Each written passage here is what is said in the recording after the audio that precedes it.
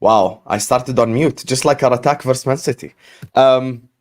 Bismillah ar-Rahman ar-Rahim. Hello, everyone, and welcome to This Is Football. Welcome to another stream. You get me? We're here. We had to do the Liverpool review today, and I feel like Thanos because I just got, the four, actually, not the four, like three goats, including myself, and one absolute asshole on the stream. You get me? So, we have three Infinity Stones and one guy, just a side character in the movie. You get me? But big up to all of you guys. Make sure you guys are liking the video. Make sure you guys are subscribing. I told you guys we're going to give you guys as much content as possible during this international break. I said on This Is Football, you'll be entertained. And I've been delivering on my promise. On the Arsenal video, we had Northside on troops. On the Man United video, I brought the big man Terry himself. And on this video right here, you get me, we're bringing together some of the best Liverpool content creators and Tom Little to join us today on today's stream, to talk all things Liverpool. So let me introduce today's panelists. First and foremost, this guy's back on YouTube. And I have to say, some of the best compliment I can give someone working on this platform is not even complimenting their YouTube channel or their ball knowledge or none of that. The best compliment I can give this man is that he's genuinely one of the most genuine, realist people I've ever worked with my whole life. And that's why when he went missing for a while, I genuinely had to just, message him and check on him and stuff like that. And I have to say, unlike the other two, this guy made it out the bath. He made it out the bath. That's why his hair is wet, like Mo Salah under the rain. Just to make sure he makes this stream on time. But of course, joining us on the channel is the man, the myth, the legend, making his return to This Is Football. Man like James Redmond is in the building. How are you doing, James? Let's go! Husam, the arms bigger. The arms bigger. Mine's bigger. It's good to be back, my friend, yeah? Big up. Husam, first and foremost, mate, great work on the channel. Continuous great support from the chat, seeing it increase. And just, being backstage, listening to all the words that you just said about me there. I can't tell you now, mate. For everything you think about me, I think you're maybe... Is your football knowledge great? No. Can you compete with me on a verbal basis? No. But do I love you, Husam? I love you to the maximum, my friends. I think you're a gentleman. I think you're a hero. And I think this platform is significantly better to have you on it. And I'm glad to be back to be able to hand you L's on a week-to-week basis, my friend. James, you just went on smoke there unnecessarily. I just gave you an intro. I don't think you're ever going to get this intro ever on any other channel. Like this type of intro right here. I just called you a goat and you want to come on smoke, try fight me. Why are we going to argue? How about me and you dunk on Tom Little? How about that? Isn't that a better idea? Okay, right. We're going to do that as well. But I've got one gripe. I've been away from YouTube for a couple of months. I've got one gripe. Have we changed our opinions on Enzo? Please just say yes. I've made a public apology and everything. Don't worry about it. I've made a public apology. Yes. You get me? The days of anti-end on us is out the window. Is out the window. Now it's just anti-Tom Little. That's the only thing I'm on. You get me? So yeah. Anyway, say hello to my little friend. By the way, sorry for the hair chat again, because there's some let's just say less organized people than the two people that you see on the screen right now. You've got people to be fair, I did forget about this show. But being the professional, showing the don't say that. They don't know about that. they don't know about that, but it's fine because I still showed the professionalism and the urgency to hop out that bath and go, no, I've got to get on this channel. I've got to get on This Is Football ASAP. Thinking that I was going to see two other screens of two other Liverpool fans where we can talk about the misery of the Man United game or whatever we're going to talk about. And instead, Husam, as great as it is to see you, I only got to see you. I just want to know why people think they can be here later than me. Do you get what I'm saying? I can't like Callum. You can hold where's the respect? I'm very with you. I'm very with you, Callum. You can hold that still. He's cooking you still. I didn't even say nothing. I wasn't even gonna get on to you. I wasn't even gonna say nothing. I was not even gonna say anything. It was him who cooked. You get me? But listen, I've always said, pound for pound, my favorite Liverpool YouTube channel. Pound for pound, the best Liverpool YouTube channel, and some of my favorite to watch as well. You get me? This guy right here always makes excuses. Now there's international break. There is no excuses. That was the only time I was going to say anything. You get me like that. But other than that, you get me. Joining us on the channel is one of the goats of Liverpool YouTube, ladies and gentlemen. A person that I was watching all the way from Jordan like 5-6 years ago. Now, obviously, it's a privilege and an honor to bring him on the channel. The man, the myth, the legend. Man like Callum is in the building. Come on. I'm not gonna lie, James. That wasn't even a straight, bro. That was a straight body shot. I'm holding my ribs now. Fam, we've been gymming. No, it's nice to be back, man. It's nice to be back. Good company as well. I'm loving this. I've got a bone to pick with. Why is Tom Little getting dunked on like this? Right? Well, actually, Callum, I've got a bit of a gripe with you as well, to be fair, sir. So we had a situation 20 minutes ago, 15. I'm in the bath, so I forgot about the show. That's my lack of professionalism. I then come on the show 5 minutes late to then see that you're not here and Tom's not here. Now, I just want to know, because I like to be the latest, right? Yeah. It's just a personal thing. It's not that I feel like I should be or anything. It's just I like to be the last one there when everything's about to pop off. And you two didn't turn up. So I just want to know, Tom is going to get the heavy beating. Reason for your lateness, please? I was on another stream and it overran. No excuses. I take the L. No excuses for me. I'm not gonna lie. The no excuses is better than my excuse, Callum. Do you know what I've just spent the last half an hour? Do you know what I've just spent the last half an hour of my life doing? God. Watching Corey Anderson versus Carl Moore on Bellator fighting for the light heavyweight title. Don't tell me the result. I won't. Okay, I won't. In fact, was it a good? It's not a good. It wasn't a good fight, was it? It just wasn't a good fight. But I knew. It wouldn't have been no. Yeah. I'm telling you, water's wet there. It's not like But anyway, sorry, Husam, we're taking over. Yeah, sorry. We digress. Not even UFC. You know what I mean? Thank you for having me back. I hear you. Listen, you guys are always welcome to just talk about whatever the hell you want to talk about. We can make it a UFC stream if you want to get me, but you know that the third guy we're about to bring on is skinnier than like my left leg, so I don't think he could do any UFC type stuff. And by the way, since you guys have last word for me, Tom, listen, no, 1 second. Trust me, James. James, trust me. James, trust me. I'm gonna do something for you. I'm gonna do something for the whole people. So this guy joining us on the channel right now, you get me, made it all the way from Liverpool training in the academy. Let's remind the whole world that he was Klopp out. You get me. Shout out to Connor Bradley, who's about to join us on the stream. I heard him saying that he said, I was surprised for going. He's incredible boy. Wonderful. I'm not sure. I don't hear that, but people told me that the crowd was already singing his name. It's just great.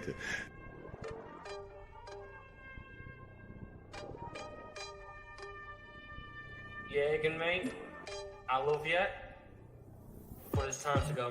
Gotta mix these packs and potions, no peace till I put a sim in a burner. I'm on a block like Werner, back road Laker, fully paid bro, I'm an earner. If I pass, I'm a head top turner. Them elders are washed like Sammy Kadira. And they should start calling me uncle, because when I speak on these beats, they get murdered. Bam, bam, bam, bam, bam, bam, bam, bam. No. Hello, Tom. You get me? So James got a lovely intro where you were bigging him up. Cal got a lovely intro where you were bigging him up. Rightfully so, Tom. Don't be disrespectful to James like that. 100%. And then I get, throw this at, call him skinny, say he doesn't watch UFC, and just throw all the other stuff at me. I see how it is. I see how it is. Yes. I see how it is, Tom. I'm the one who's supposed to say that. What happened to all the Husam X Tom Littles? What happened to all that, Tom? Huh? You couldn't even say, sorry guys, I've got to go. I have a stream on Husam's channel. Get me. He's the guy that brought me through from the doldrums of just being on panels with Rams and shit. And now I'm here, on the big boy scene. Big up to you, Tom. Welcome back to the channel. You get me. You're only here every week 15,000 times, but I appreciate you for joining us. Tom, you absolute fraud. Big up Husam, Hamas, Donor Tom, and the rest of the guys. By the way, if you guys are unaware, the community fully believes that Tom is Connor Bradley, and everyone that plays for Liverpool that's under 21 is actually Tom's child. So that's basically what we believe. I've been there. I was compared to Bobby Duncan. I was compared to a few players, and I'm not gonna lie to you. I didn't appreciate it at the time. It was one of those. Bobby Duncan actually messaged me on Instagram saying that he was walking to the shop one time and somebody stopped him and called him James Redmond. Oh no. That's a true story. Tom. If I ever meet you, I'll verify that and show you the voice. Absolutely, honestly, I couldn't think of anything worse. This is bad. Bobby Duncan as well. I've been compared to a lot of footballers as well. Usman Dembele and basically anyone black with a little bit of hair I've been compared with. Yeah, I've got it bad. Usman Dembele. I just need to know why Usman Dembele. That's such a curveball. That's the biggest curveball ever. You just went in a direction I didn't expect. Man, I've been compared to Usman Dembele, the Sassy at Chelsea, Alanga. Like anyone black with hair, I've been compared with. I'm not going to use the word racism at all. You don't look like Alanga at all. Wait, could you imagine being a man with kids and then getting called Alanga? Yeah. That doesn't work. I've been bad. Nah, but the good thing is, he looks young, isn't he? So that's actually good. And you actually do, Callum. You look really, really young. Yeah, it's just harsh when you get compared to a black player, innit? It's a lot, man. And then you have Nate in the chat just taking the piss. He does not look like Darwin Nunez. He does not. Let's cut the crap here again. He does not look like Darwin Nunez. Let's relax. Nate, you fraud. Man went all the way to the other side. We went from Elanga to Nunez. What are you gonna say next? He looks like Endo, Minamino. Like where are we going with it? Where are we going with this, guys?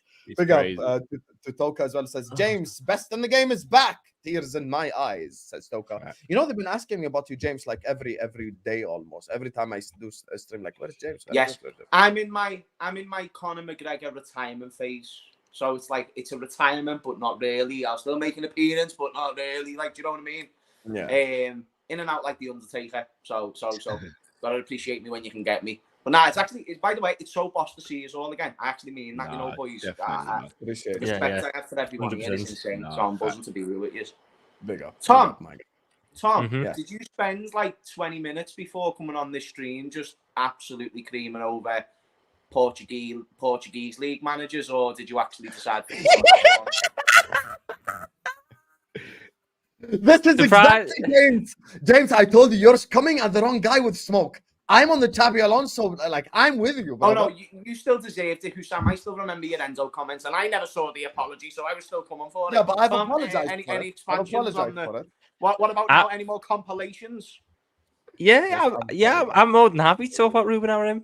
I mean, all the talk. I mean, what do you always say? I want the manager who's actually got a medal to put on the table at the minute. Ooh. He's got a league title at the minute. He's got trophies at the minute. Steven Gerrard. No, we are right there. Let's get Steven Gerrard. He's undefeated. No, he's living his best. He's living his best, like in L. What the fuck? He's living his best life out there. That's so disrespectful. I'll be real with you. I'm taking Gerrard after the next manager. Wait, what? Yeah. Callum, why are you so premature? You emotional merchants. Do you know what I mean? He's just like, doesn't matter what happens. After the next one, it's Stevie G. But before I die, I need to see Steven Gerrard in a dugout for Liverpool. I have to. Yeah, if he wants to manage one of these legend games at some point, sure, go for that. It's not like you're 60, 65, 70, and you're like, oh, I need to see it. I just need to see it, man. I think Steven Gerrard is the option. I think the way we see Steven Gerrard soon is if we get a new manager and that manager doesn't really happen to be good, interim settings, and we hope for the best. Steven Gerrard or Ole Gunnar Solskjaer? Yes, studying this. Yes, but he might be an Ole Gunnar Solskjaer with a League Cup. Now that's a very huge difference. A League Cup would be sensational. I'll take a League Cup, but I'll take that. That's right, Tom. That's right. I'll take that. Anyway, let me just read these through super chats before we actually dive into the Liverpool topics. You get me? Like we're here to talk about the infamous Reds. Big up to Redmond and Cal, legends Suarez and Salah combo. See Suarez and Salah, that's fair. Tom and Husam are frauds. Konchesky and David Ngo combo. Listen, if I'm choosing from that, I'm David Ngo. He's definitely Konchesky. LFC can win it, but won't. Europa. It is, says Felipe. Okay, let me tell you guys about Felipe. Quick backstory, just 10 seconds. He's a Newcastle fan who actually wants Liverpool to win the league. So he believes he's a jinx. So he's trying to jinx us as much as possible. All his people are Liverpool are crap on purpose because he believes when he says that Liverpool actually win. So big up to you, Felipe. You get me. You know, but please don't put me with Tom. Cal looks like Rafael Leao in his 30s. I told you, look. That one is in his bad dog. Is that bad? That one's that's better than Ousmane Dembele. That's all I'm going to say. That's better than Elanga. Do you know what I mean? Usman was when I had a different hairstyle, to be fair. And I was a bit slimmer. Yeah, no, fair enough. 30s though, he doesn't look like he's in his 30s. You know what I mean? I think he looks well younger than 30s. I wish I was well younger. I wish I was well younger, bro. The body ain't. Callum just speaks like an old man. Yeah, I speak like one of my knees sound like him as well, bro. How many years are we away from? Because every old man gets like a retirement. Football retirement. No, not retirement. Like as in, do you know when like an old man gets into his grumpy face and he's like, back in my day, everyone was fucking strong and all yous are basically pussies. Like, I'm just wondering, how far away is he from that stage? Biologically, years. Physically, months, maybe. Physically, might be months. I'm in a bad way, bro. I'm in a bad way. I'm in a bad way. Wait, Dave, Tom, sorry, I know you need to read the super chats last thing and then I'll shut up. Tom, are you on to like all the Al scouters? We'll just come in and just like, fuck all this shit, I can't be arsed. Get that fucking woghead off your head, you know what I mean? Like all the fringes and that. You call it all mad terms, don't they? Do you know what I mean? Allah. Some of the stuff they can't you say, you go, what are you on about now? They go, no, but then they'll rattle off the next one, which you don't get what they mean. You have to wait through about 4 or 5 and they go, no, I mean, you're in. You're going, oh my God, just say that then. Yeah, you're just thinking, like, why are you calling me unnecessary names? You know what I mean? Big up. I have no idea what we just said for the last 10 minutes, but big up. The panel is elite. Husam. Yes. First of all, I'm more scouts than Tom. You should ask me that question. The panel panel is elite. It should be a regular show, in my opinion, says Allergies. Big up to you, Allergies. You get me? Obviously, these all these 4 guys have graced us with his presence, you know, so we're here on an international break. You know, we'll do one of these shows every now and then. Gerard will be more like Frank. No, don't go there, Ed. Don't go there. Come on, don't disrespect Stevie. That's a mad comment that I will not read out. You get big up to use that. I'd never be as hench as Adama, I'll be real with you. Physically, I could never pack on that sort of muscle. He's got to be on steroids. He's got to be. I'm sorry. No, do you know what the bollocks thing is with him? He always comes out and says, I don't lift weights. So what? Yeah, they just fucking they just appear, do they? Yeah, he probably just lifts the bench that the weights are on, bro. That's probably what. Like, he probably don't lift weight. He probably lifts the actual machinery that the weights are carrying. He's probably right.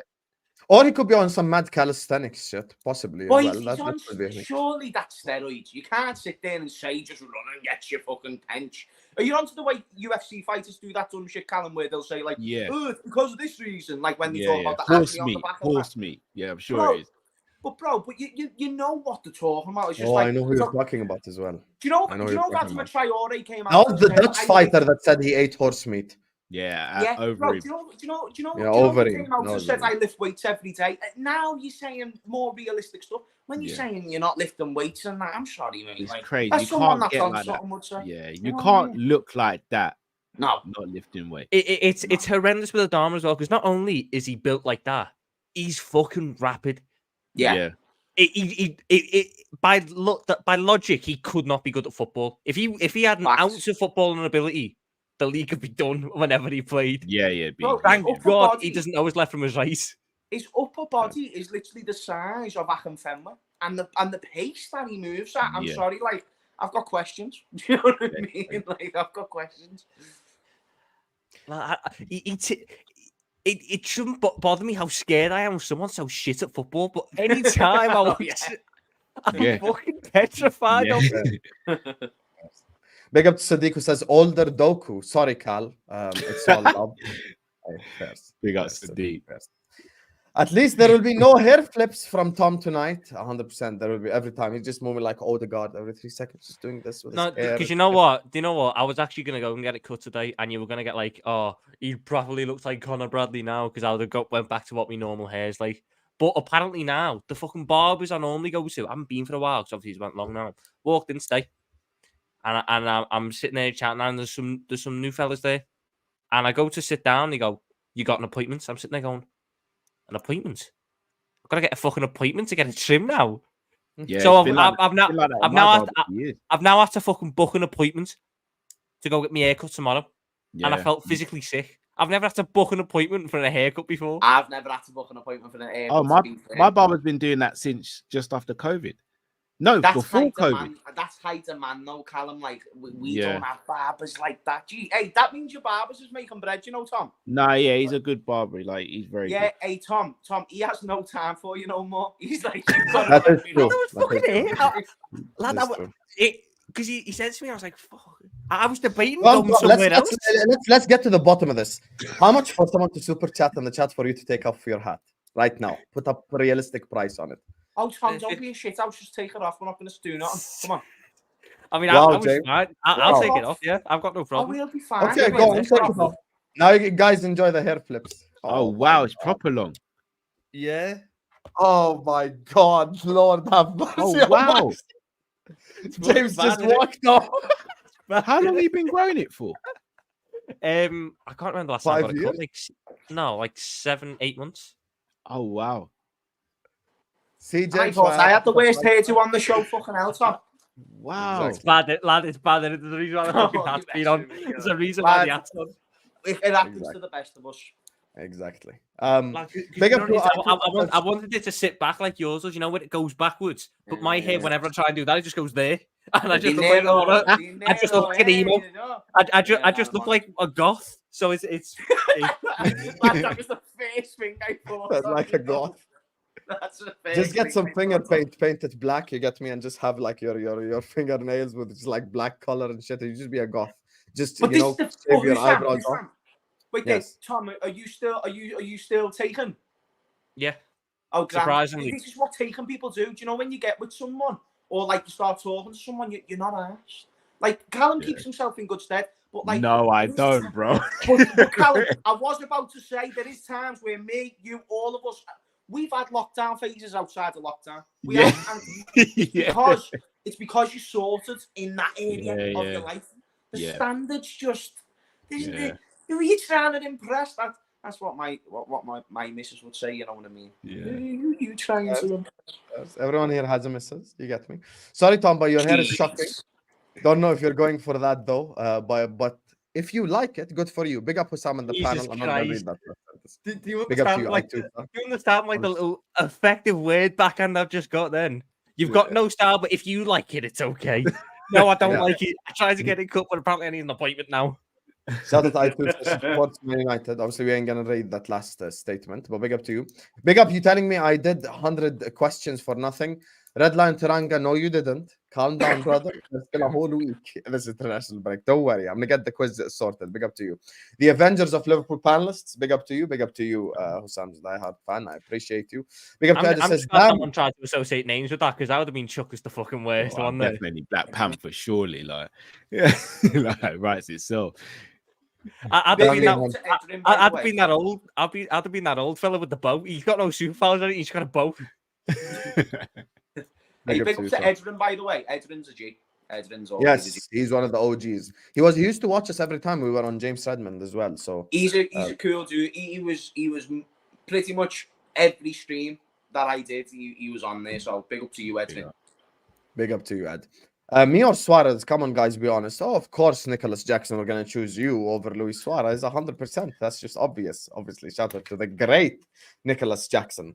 Speaking of the great, let's talk about Liverpool Football Club this season. Before we get to specifics and details and all that, I just want to get you guys just general review. And you guys know how we do it on this football. You've all been here.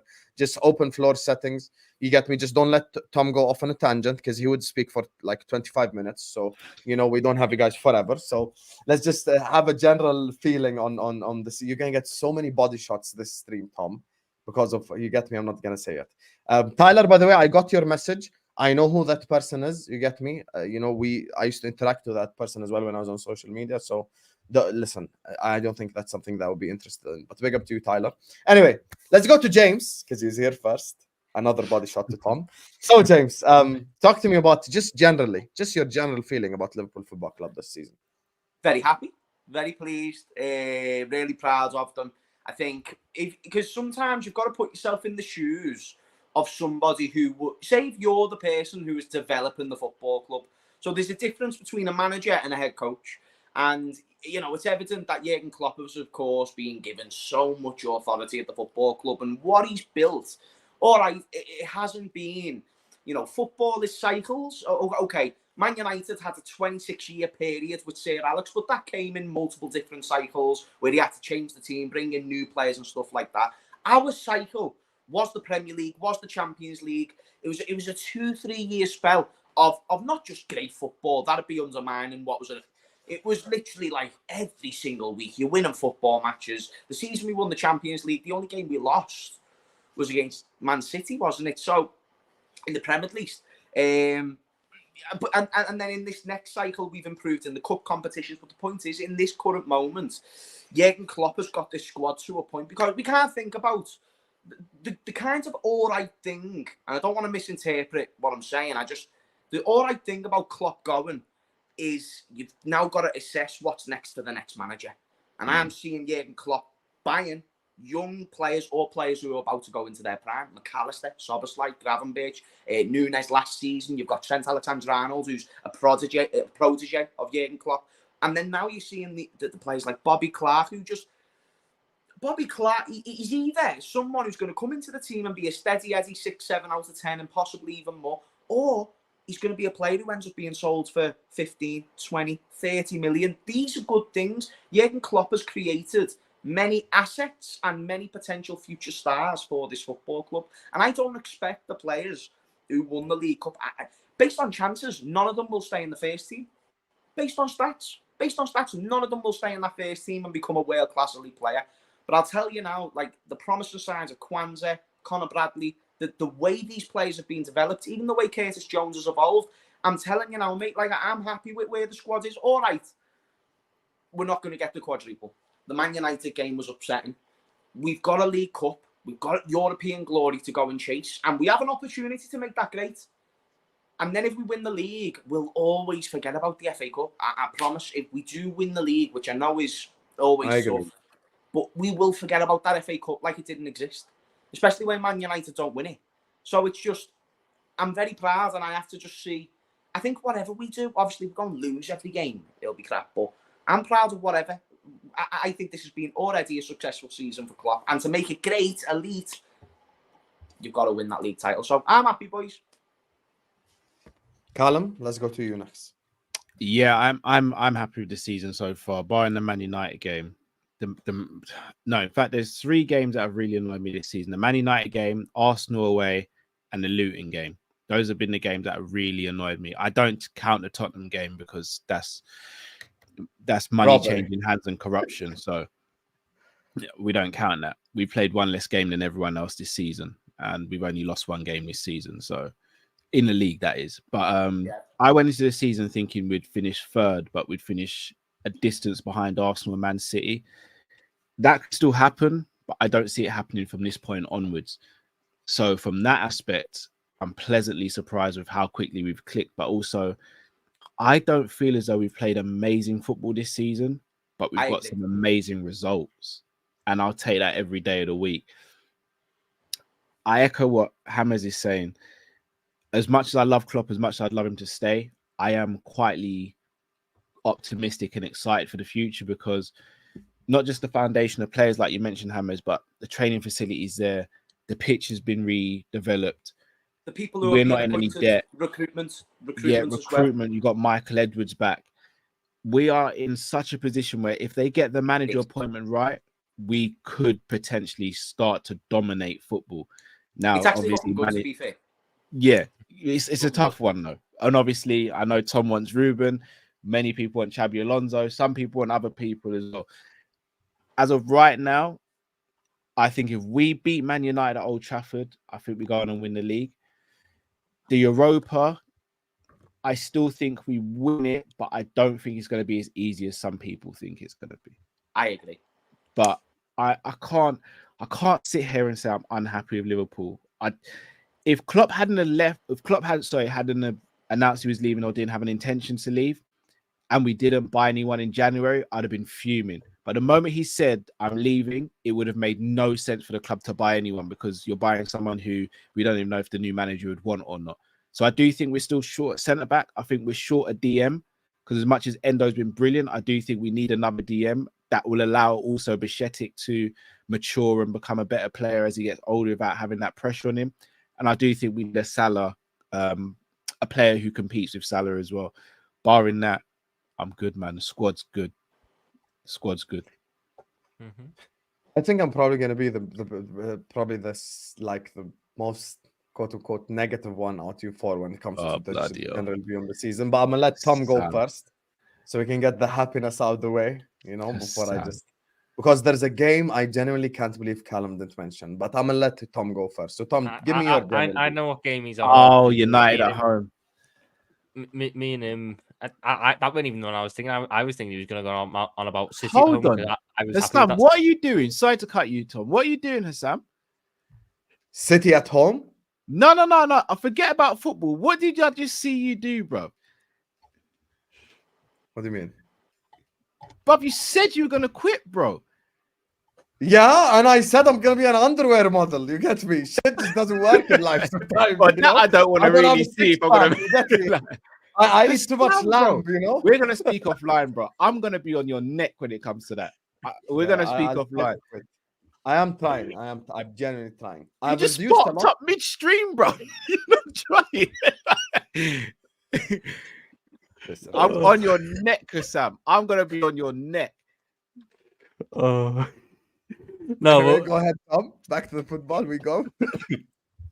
on this to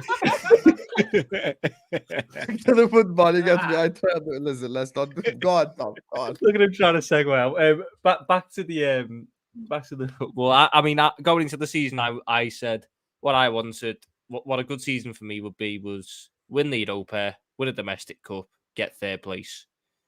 We've won the League Cup already in a boss way, with the academy kids playing their part, dunking on Moises Caicedo's head as well, which just made it even better. FA Cup, I didn't really need it once we won the Carabao Cup. Don't get me wrong, I'm gutted with the way we went out, because we should have had that game, and we threw that game away, and that's probably what annoys me. Europa League, I agree, it's not going to be the easiest. I think a lot of people underestimate the teams in Europa League because it's the Europa League. I think that it's a lot tighter than people think, but we should still get the job done. I think quarterfinal and semis will be a walk in the park. Final, yes, it depends who comes out the other side. Come on, guys. Marseille, Benfica, Atalanta. Come on, guys. Yeah. We eat those teams. Atlanta's not going to be a walk in the park, man. No. Yeah, Atalanta is a top team. I like, they're a top European side. Very tough to beat on their day. And definitely not because they just knocked out Sporting. And the league, I think that the difference is, between me and Husam, because that's what I know, I was happy with the draw against City because I know that both City and Arsenal are going to drop points. I was happy with that. We couldn't afford to lose the game and then change it up that big. I needed a draw. And then because City and Arsenal play each other first game back, I'm predicting a draw there. So it bounces back out again. It's in our hands again. And I believe that this time, when it's in our hands, we just ride it out. It's not. Is it going to be pretty? Probably not, because Liverpool don't do things the easy way and the pretty way. But I think we ride it out and win this league title in this last season. And that's what Klopp deserves in this final season. It'd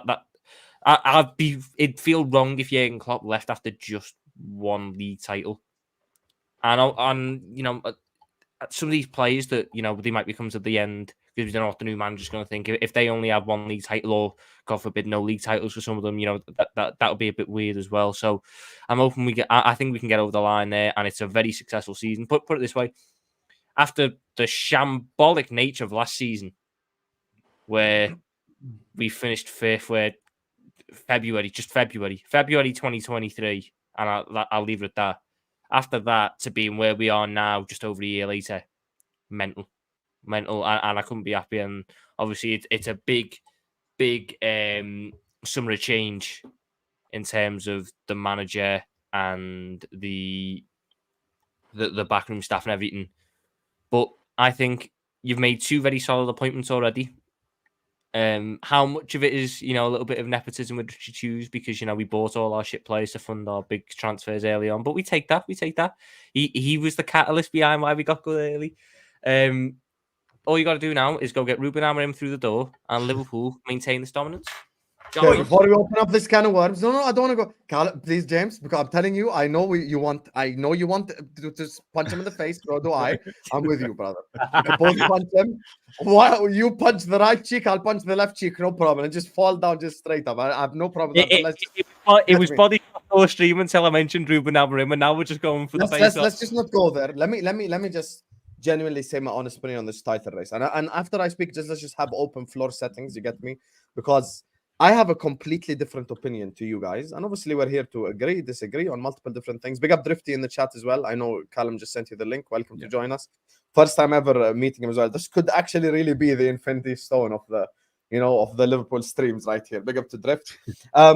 So I want to say this. First of all, guys, hit the like button. 600 people in here. Don't move like our forwards against City. Move like our forwards against Luton. Let's get the likes up. You get me? Let's subscribe. Please hit the like button. Please subscribe right here, right now. Let's get to 300 likes ASAP. Now, I'm going to say this. I don't think Liverpool are winning the league. I'll actually say Liverpool are the least likely team to win the league, in my opinion, out of the 3. What is... What? He's got a point. Let me land.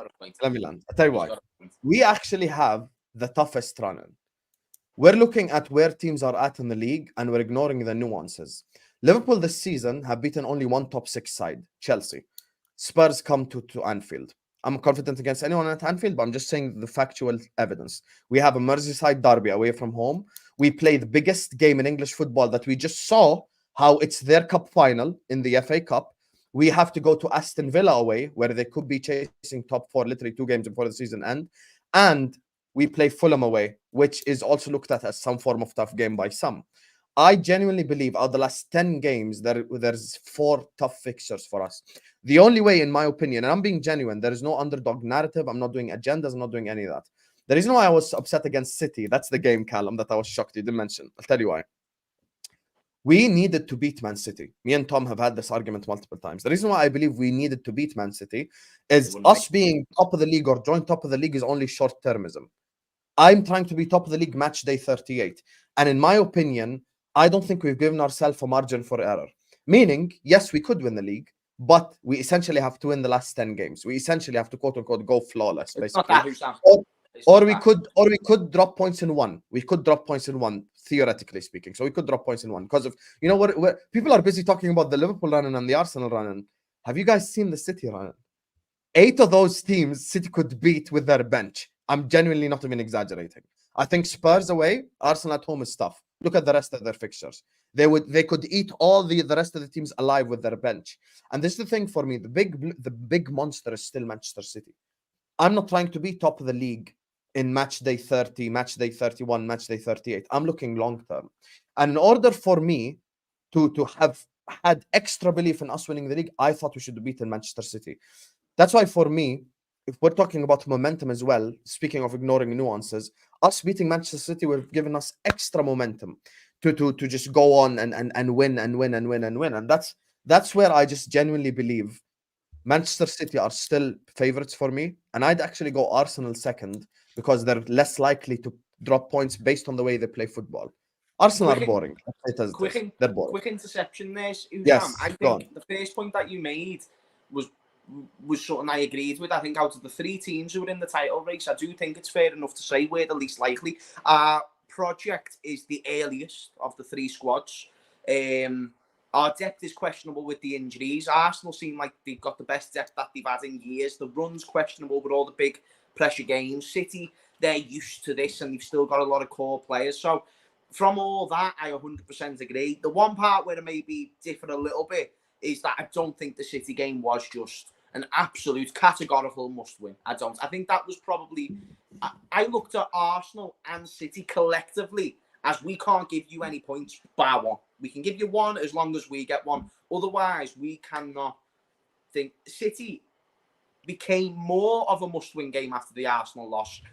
But I still do think with so many games left to go, that game wouldn't have had much to do with it. I think we could have easily won that game. And with the inexperience of this squad, not being players, these are some great players. You've got a World Cup winner in McAllister, Szoboszlai, who owns it for his country and was great at Leipzig. So many great signings. Champions League winner in Endo. Champions League winner in Endo. Champions League winner in Enzo. Champions League winner in Enzo. But the point is that you were Klopp out. Let's not even go there. These players aren't used to being Liverpool players together yet. That takes time. I'm impressed that they're competing with Arsenal at their best stage that they've been at since the Invincibles. I'm impressed that they're competing against the team that won the treble last season. This is a new evolution of a Liverpool squad, of a Liverpool squad where we saw injuries and the gradual work that we've seen of the academy over the years, which was once very poorly considered, to now seeing 5 or 6 very good prospects at once. It changes the narrative to, actually, these are fighting for the badge. They've got that. The thing is, they haven't got the experience. They haven't got the time. We went from 97 points not winning the league to 99 points winning the league.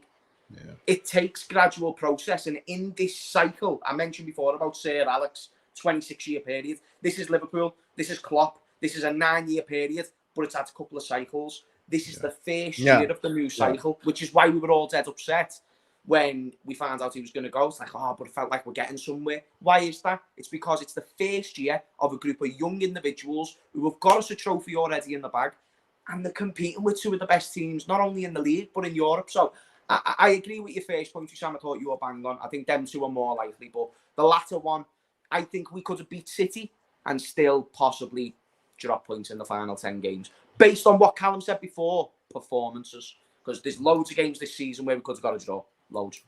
I hear you. Before we open up the can of worms on the title race, because I do want to get Callum, obviously, and Tom's opinion on it. He's joining us on This Is Football for the first time ever, you guys. You get me. Another member of Kopish, one of the goats of the Liverpool YouTube scene, of course, just like Callum, just like James, you know. Just like cheers, Tom. mate. I appreciate that, mate. No, I really do. Yeah, thank you. Joining us on the channel, of course, is the man, the myth, the legend, man like Drifty is in the building. Welcome, my brother. What's happening, boy? What's happening? That was the best intro I've ever had. I appreciate that still. I do good intros. I can't lie to you. I definitely do good intros. Big up to you, Drifty. Nice to meet you. Big up, Drifty.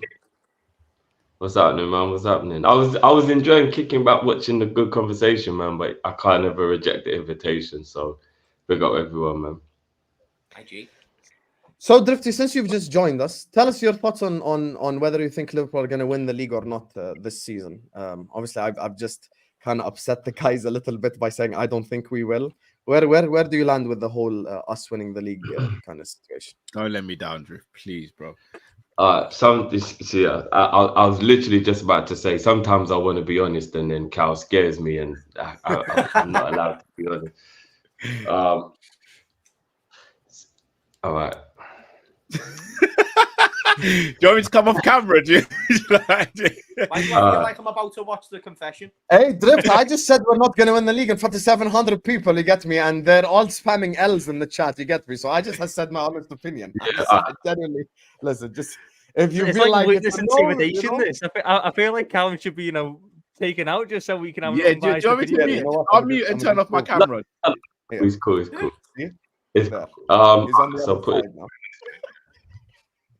I remember when we was coming into the season, a lot of people looked at me sideways when I said that I believed that we would be in a title race. Not win it, but I believed we would be in a title race. Klopp is too good of a manager to have not been able to turn it round. I thought he would have had 2 years and win it in the second year, but he's obviously leaving now, so he's not going to get that chance to have that second year. If you ask me from this moment on who's going to win the league, I would say Arsenal first, Liverpool second, City third. That would be what I would say if you asked me who the favourites were. I think at the moment, Arsenal's squad is in very good shape and they're playing good football. So bar something disrupting them in either of those two, I think they have the best chance to win the league. The reason I put City third is because I know and a lot of people think I'm crazy when I say this. I know Arsenal's going to beat them at the Emirates. I don't know why that's at the Etihad. Sorry, I don't know why people think I'm being so crazy with that. Have you not seen the way City play against teams that give that have the players to exploit space? We should have beat City 4-1 or 4-2 at least. Do you know what I mean? And I'm not exaggerating. We pammed them. We gave them a hiding in that second half that they against the top six, haven't they, Drift? Yeah. Do you know what I mean? So for me, I think Arsenal are going to win. And once Arsenal beat them at the Etihad, then they'll be 4 points behind Liverpool. God's willing, we beat Brighton, which is by no means a guarantee either, by the way, people. We don't necessarily play that well against Brighton. So God's willing, we beat Brighton, and then Arsenal beat them. They'll be 4 points behind the both of us. I think as good of a team as they are, a 4 point deficit with 9 games to go, you have to say they're the third favourites, even if you think they are the best team generally. 4 points is a lot at this stage of the season to be behind. So, yeah, that's the order I would put it in. Do you not think the Champions League could play the part though? So because they can draw each other. So if City get past, so let's say Arsenal beat City at the Etihad on the 31st. City then put all their focus into the Champions League because they're going, right, well, league might be done already. They get past Real Madrid. Arsenal get past Bayern. They play again, semi-finals of the Champions League. Do you not think that then, because that is City's season, potentially at that point, I think that impacts Arsenal because of the fixtures? And I ain't never in a situation like this before. For momentum, no? Isn't that an opportunity for momentum? Like, I look at that, like when we were winning big games in Champions Leagues and stuff like that, like, I think it gives you momentum in the league in some way. Maybe I'm wrong, but I don't know. I mean, I suppose, especially with Arsenal, like, if they saw a clear vision to the Champions League, could they keep one half the league? I understand that. But again, Drifty mentioned the depth. I think that could go in their favour. But sorry, Drift, that was for you. That was for you. Yeah, no. I think you have a point, Tom, to be fair. I think what it is, if they play each other, it's going to take a lot out of them mentally, which we want, right? As the other team that's trying to capitalize, we won a massive semi-final right at the end of April, where Man City and Arsenal have to play 2 games against each other, squashed in between whatever fixtures, maybe the Chelsea rescheduled game for Arsenal, and like who knows, innit? It could be an absolute madness for them in that regard. So you're right, it could play a part. But the thing is, Tom, you got to remember, we're always playing second as well with Thursday night football. So we're always going to be playing the catch-up as well. It does become a bit of a pressure. Do you get what I mean? Like, every time Arsenal win on a Saturday or Man City win on a Saturday, we've got to then make sure we win our game. And there's more pressure because we already know they've won. And you never know, innit? You just never know. I think we're better off playing second, though, because I think we're more prone to stupid errors when we play first, because we go... Yeah. We play first, we draw, and we go, oh, well, it's all right, because they might fuck it up, and then they never fuck it up. So then we're always chasing after that point. At least when we've seen them, when we go, all right, we've kind of got to win now. It's none of this sort of, well, we played first and we drew, but we're still top effectively, and they've still got to play in this. It just, it's always got to, we've always got to live up to something then. And the one thing I will say is, the reason why I have a little bit more faith is we always turn up end of the season. Even last year when we were dreadful. Last 10 games, we won 8 and drew 2. Like, we were unbeaten last 10. The year before that, great runs around the year. I think we were unbeaten in the entire second half of the season. The year before that, when we had all the centre-backs out. So does City, though, Tom. That's the problem. City do the same thing. City do. But yes, I don't City think... do the same thing. By the way, that I've been agreeing with what Drifty just said all year long. I don't think City are the same team right now. My only issue is I'm looking at the run-in for City. And honestly, other than Arsenal and Spurs, the other 8 games they could genuinely win with their bench. Just look at it. Just look at the fixtures that they have left.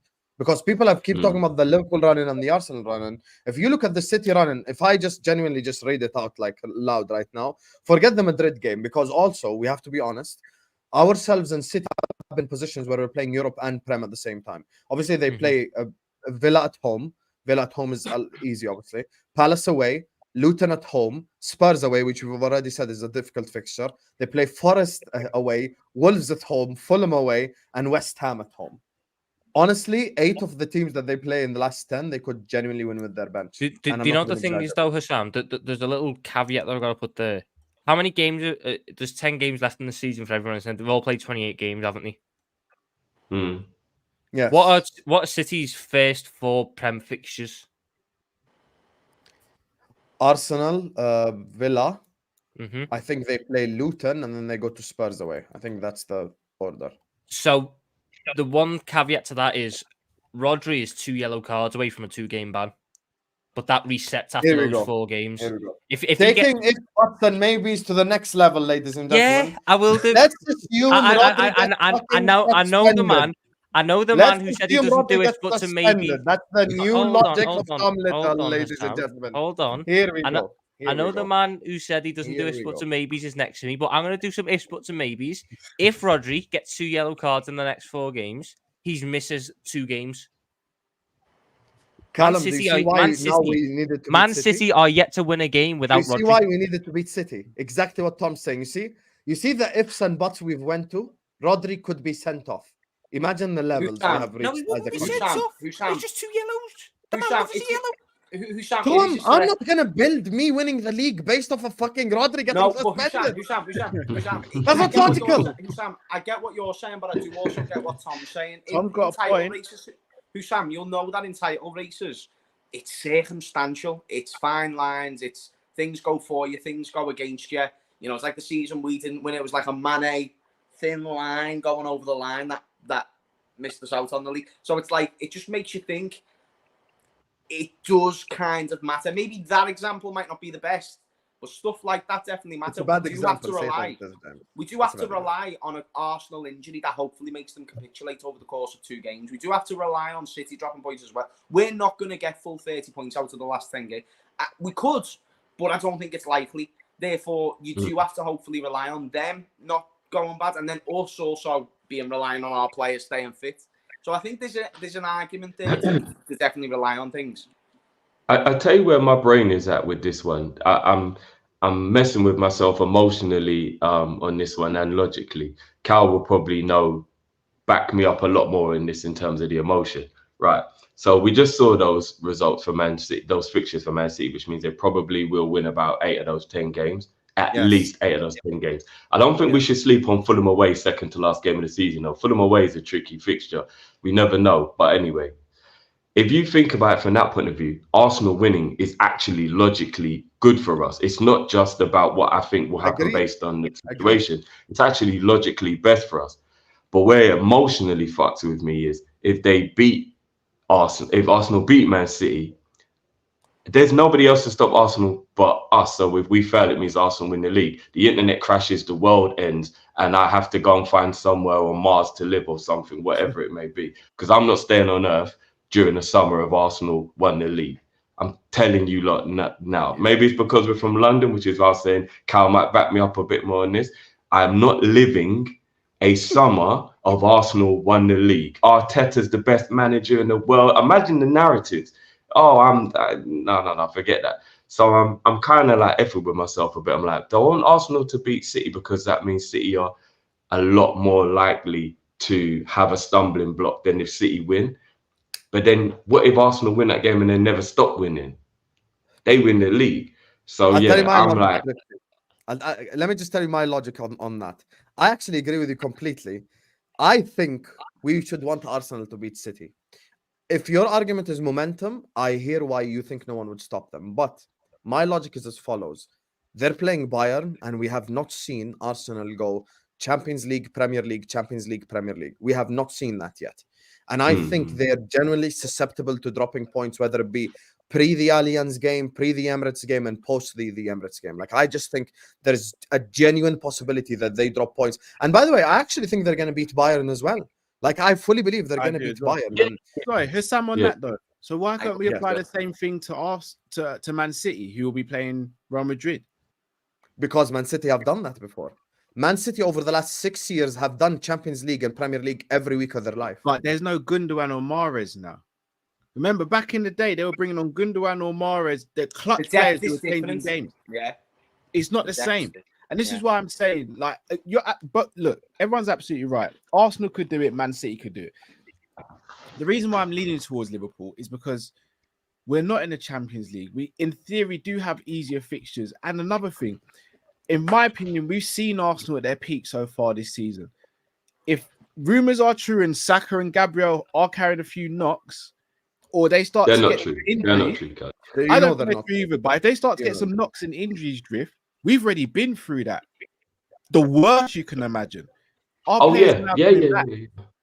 So if we've navigated this period without key players, and those key players come back, who's to say we can't be the team that goes in a run? Who's to say that we can't? 100%, bro. So no, 100%, bro. 100%. That's why I think we're potentially in the best position to do it. Plus, we don't have to play either of them again. They've got to play each other. I tell you what it is, though, Kay. See with the injuries of Arsenal, even though you're absolutely bang on the money, their most important players never get injured. Yet. And I'm just saying that for the sake of conversation. That's not me saying I wish injury, by the way, but yet they haven't. Yeah. Bro, the key to them winning the league is maybe not even so much Saliba. Maybe Gabriel, not because I think he's the better defender, because he gets clutch goals and he's part of being one of their best centre-backs. So Gabriel, who never gets injured, Rice, who never gets injured, Odegaard, who never gets injured. If they keep those fit, they win the league for me. Because all the other players, I think, are a bit of a side piece. I'm not even being disrespectful to like Martinelli and Saka, for example, but they can win games without those players. But I don't think they can win games without Odegaard, Rice, and Gabriel. So if they keep the spine fit, that's what I think wins them the league. If one of those gets an injury, though, Cal, you're 100% right. I don't think they cope with a 3, 4, 5 week injury to one of those, especially Odegaard and Rice. Those are the two that literally tick over the team. Yeah. So, yeah, I mean, if you said to me Jota was going to be fully fit to the end of the season, Salah was going to be fully fit to the end of the season, McAllister and Van Dijk were going to be fully fit to the end of the season, I would probably be a little bit more optimistic about us. Like if there was like a one that got waved over those four and it was a guarantee that they would all be fit until the end of the season, I'd probably throw Endo in there as well. Yeah, I'd probably be a bit more optimistic about our thing, because if Jota was fit for these games, we probably would have. If Jota was fit, if Jota was fit, we'd be about 4 or 5 points clear right now. Yes. Yeah, I think we beat Arsenal for the hat trick against and City. No exaggeration. Like even that away. Jota played against Arsenal, didn't he? It's the City one that he would have got us 2 points in. Arsenal. Did he play in the league game against Arsenal? Yeah, was Jota there? The issue in the league game was we had to play a 20% fit Trent with Gravenberch and Gakpo on the right hand side, and Arsenal just sort of went, no one's doing anything on this right hand side, and just played down that side for 70 minutes. Yeah, it was obvious. I think, to be fair, I think Jota created the goal that day with it, or was it Diaz when they crossed? They got the ball off Gravenberch, pulled the cross in, and Gabriel's hand and went in. But I know Jota played that game. No, that was actually a Gravenberch. Gravenberch created that at all players. No, because someone crossed it in. Gravenberch passed it, but someone crossed it in. But I can't remember if it was Diaz or Jota. One of the two did. Thing is, like with all these players getting injured and stuff, I feel like. Look, like it's probably unlikely that maybe I wouldn't even say unlikely, but like Jota is quite injury prone. That's another problem we have. And the thing that worries me is I've seen Diaz, Gakpo, and Nunez bullshit in so many games this season and just absolutely just mess up chance after chance. The Gakpo counterattack against Man United, honestly, till like I could have fasted 3 days by the time he made the decision. Like I could have went to the moon and landed and came back by the time he made the decision. Luis Diaz versus Manchester City made Kyle Walker eat Anfield grass and then just missed all the easy chances to put the ball in the back of the net. Darwin Nunez, if I speak, I'm in trouble. The Nunez sexuals are the worst people to interact with on YouTube because they will just... I don't know why this guy's ponytail has them in a headlock. There's only 2 forwards I trust, and that's Jota and Salah. And that's just me being honest. The rest, in front of goal, not clinical enough. And I think my logic is as follows. What's stopping them from doing this? United away again. Aston Villa away again. Everton away again. Where we have 70% possession, have all these chances, and it's just mess up after mess up after mess up after mess up. This is my issue. Like, Drifty, breathe, bruv. Just breathe. Look, I will always respect someone when I'm in their house. What happened, Husam. Drifty? No, say it. Now I'm curious. What happened? Talk about Who did I Nunez, criticize? bro. Nunez. Bro, yeah, my boy Darwizi Husam. I'm not really sure I'm not really sure what you were saying there was good, but You're lucky you're not in England, bro, or else it'd be real technically right now. Do you fully trust Darwin Nunez? Husam. Fully trust 100%. him? Okay, 100%. fair enough. I think he's our third best forward, but I don't think he's better than the other two. Or on the Yeah, I agree with that. Jota and Salah are definitely better than him. I agree with that, but I think Darwin is so underrated amongst our fan base, personally. And I think I've never seen people dwell on the misses as much as people do with Darwin. Like, strikers miss chances. Yes, he has got a couple of like blooper YouTube type misses. I get that. But generally speaking, all strikers miss chances. But for some reason, when it comes to Nunez and Gakpo to a degree, like, everybody will only remember the miss, because there'll be times when Nunez will get an assist or a goal, but then he'll have a miss, and we spend more time talking about the one he missed. And it's like, why? What's the obsession with when he misses? He's like, do you know what I mean? Like, I don't really get it. He's still our second best creator for goals in terms of goals and assists. Only Mo's better than him for that. And for some reason, because he's a number 9, I'm not allowed to count his assists. I don't know, that No, feels I weird think to you're me. allowed to count his assists. That's why I say he's the third best forward. I think he's. I get told you're not. I get told you can't talk about his assists. He's a number 9. Why are we talking about his assists? So I don't know, man. 29 or 28. That's the thing. Too many chances. Yeah, I actually think he's turned the corner in the new year, though. I don't think the misses are obviously, like, there was a Sparta Prague one, but it was Sparta Prague, and we were what were we 9-1 up on aggregate at the time. I really couldn't care. But in terms of, like, the other he hasn't missed big chances like that, and he's bailed us out a lot more than he's cost us. Which I think that's a weird narrative, that when he's on the pitch he costs you. No, he's bailed us out a lot more than he's cost us this season, Nunez. We need, and we look worse when he doesn't play, because there's no point to the spear. It's a bit blunt when he doesn't play, and especially when there's no Jota as well. When it's a Gakpo Diaz combination, neither of them getting the right. Gakpo has a good shot, but never ends up in the right positions consistently. Diaz ends up in the right positions, but is wildly inconsistent with his shooting, I feel. So it's just a little bit blunt at times. You need Nunez to just create space and create opportunity. And again, without Nunez, we draw with Forest, which is a horrendous I think result. Nunez needs to start, Tom, because he's our 100%. third best forward.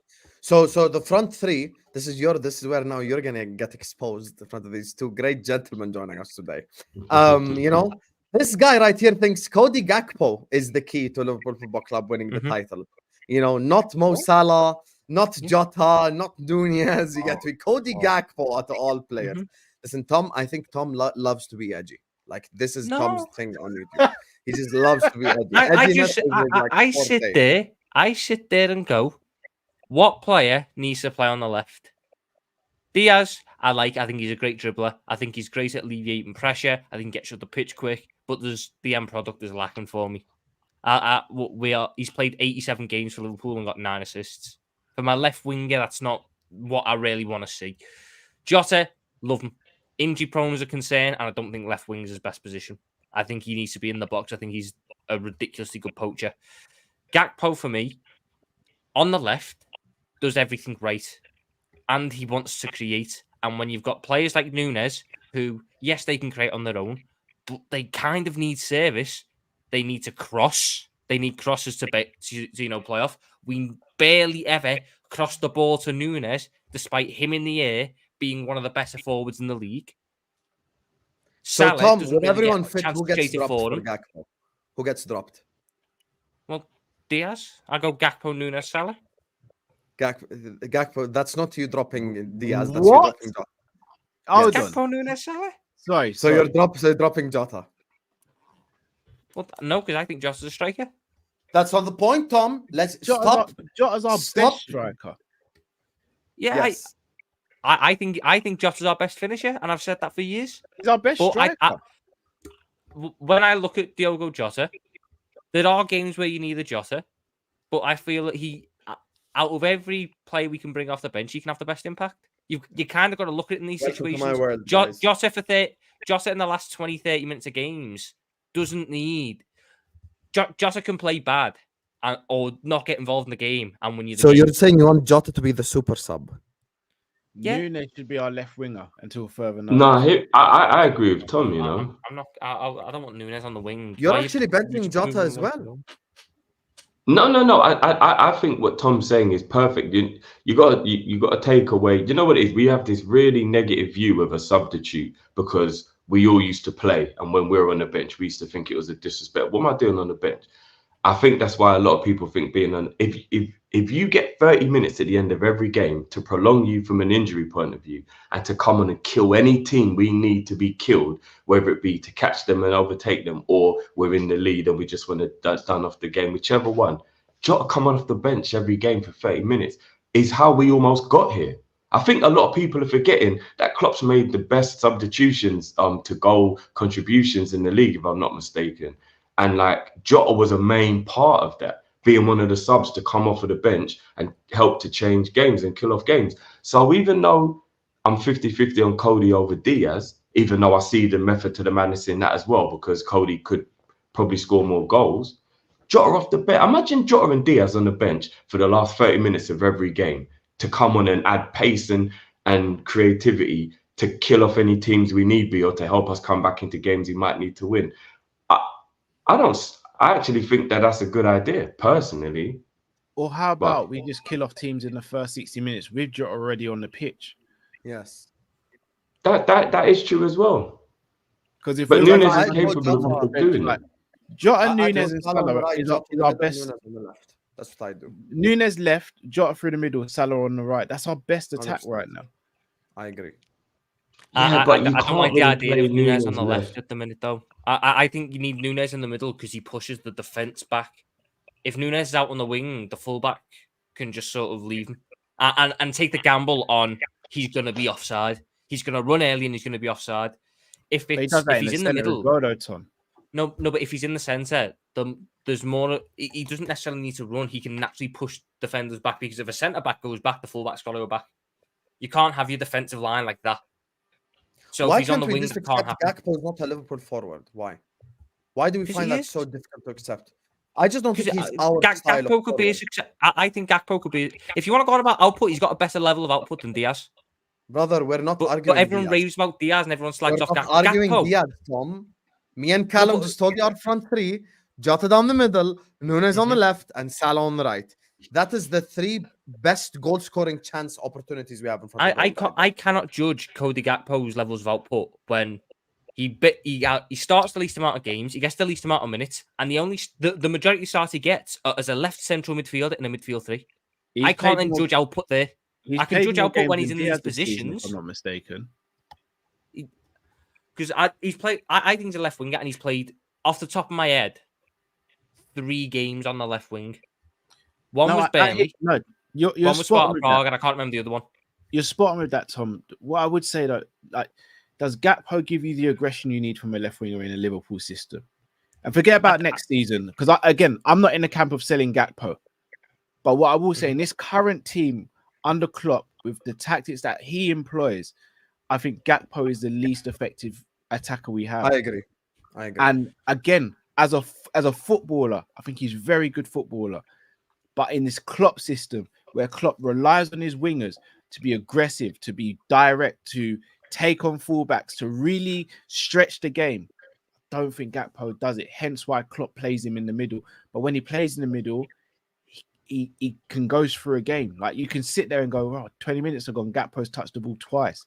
And I think that's the issue he's got. Hence why I can't trust Gakpo to start in this running. I can't, because as we've all said, the margin for error is so small that all it takes is a Gakpo game where he doesn't contribute, doesn't do anything, doesn't hold up the ball, and we're looking at it going, he shouldn't have started that game.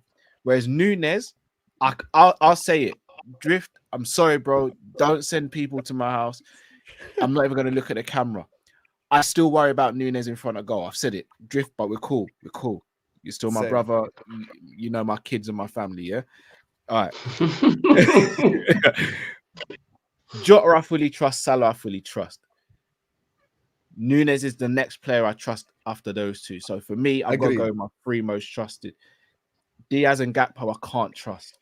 But we've And got by to the get way, some there's game You know what in it as is, well. though? I worry about Jota. I sit there and go, look, the level of trust I have in Jota, I think Jota, for me, is the best finish in the league, if not the second best. I think he's that good in front of goal.